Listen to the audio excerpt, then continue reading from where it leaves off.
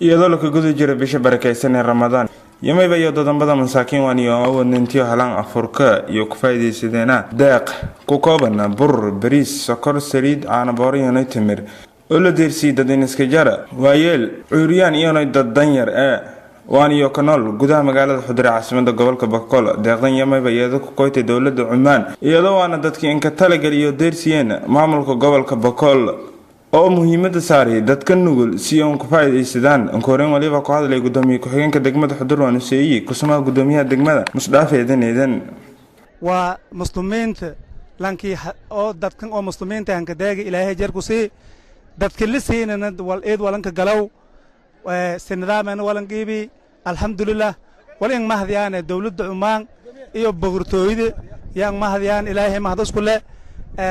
raashinkina si wanaag ee la qiibi si oo mayla raasida lanka talgal shacabka lanka talgal yalla si Cabdiraxmaan Muxudiin Jimcaale oo sugay ganacsado Soomaaliyeed oo nasuufada inta raashinka Musadeere magaalada Xudure caasimadda gobolka Bakool iyo waliba Soomahanagay maamulka gobolka iyo ciidamada xoogga dalka Soomaaliyeed sida sharafta badan oo yoon kula qayb qaadeen qaybinta raashinkan way ku dhacday si aad u wanaagsan raashinku waxa uu isku jira raashin qaybisa kala duwan oo burka iyo bariiska sokorta iyo saliidda baastada caanaha dhamaan inta loogu talagalay degmada Xudure maanta ayaan gaarsiinay qaybintuna waxay ku dhacday si aad iyo aad u wanaagsan raashinku wuxuu naga soo gaaray dawladda Cumaan boqortooyada Cumaan Suldaan Qaamuus iyo shacabkiisa ma ahan markii koobaad iyo markii labaadba waa sanad kasta bisha Ramadaan la joogo taageeradan ayaa la garab taagan yihiin shacabka masaakiina oo dhibaataysan Soomaaliyeed oo uga mahadnaqaynaa waxaan leenahay mahad idinka gaarto sida aad u garab taagan tihiin dadka tabaaleysan ayadoo lagu jiro bishii barakeysan ee Ramadaan oo aad iyo aad ay ugu baahnayeen waxaan leenahay Ilaahay adduun aakhir idin jaazeeyo taageerada ala garab taagan tihiin shacabka Soomaaliyeed dhamaan gobolada iyo degmooyinkaba waxaan maantay si oo aad iyo aad u wanaagsan oo maamulka iyo ciidamada amniga gobolka ay ka qaateen muhiimad dheer iyo xushmad iyo wanaag ayaa raashinka ay ku qaybiyeen annaguna waa soo gaarsiinay amaanadii ay noogu soo dhigtay dawladda Cumaan boqorka iyo shacabkiisaba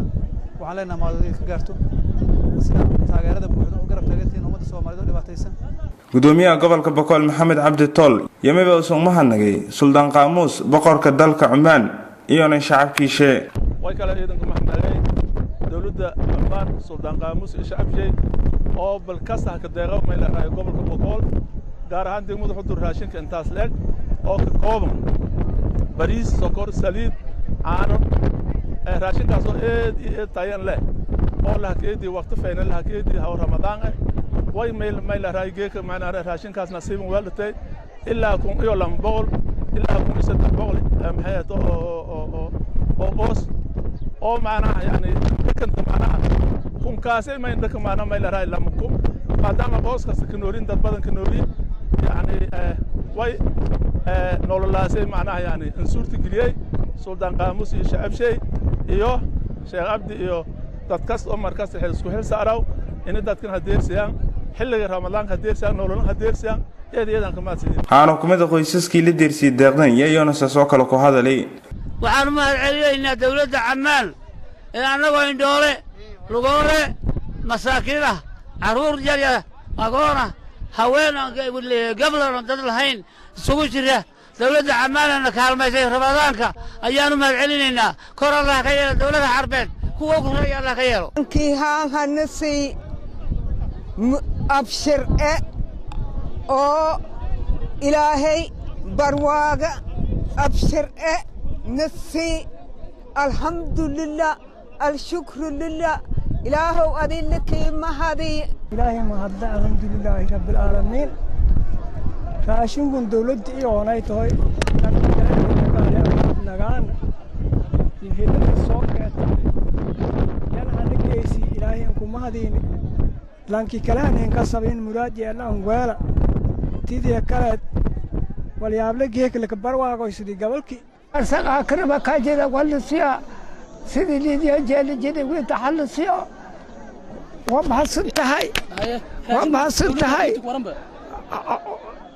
الحين جدك الرعبة كدهريصة ها وما صدتهاي deeqda raashinka ee lan qaybiyo qoysaskan danyarta iyo mabayadaha ka toosaaytay xilli ku guda jira bil barakaysan ee Ramadaan isla markaasina iyada ku jarta gudaha magaalada Xudur sicir barar dhinaca maciishada haanaasi iyo sababti fatahaadii wabiga Shabeelle Xamse Maxamuud Maxamed raadiyaha TV-ga dawladda Koonfur Galbeed Xudur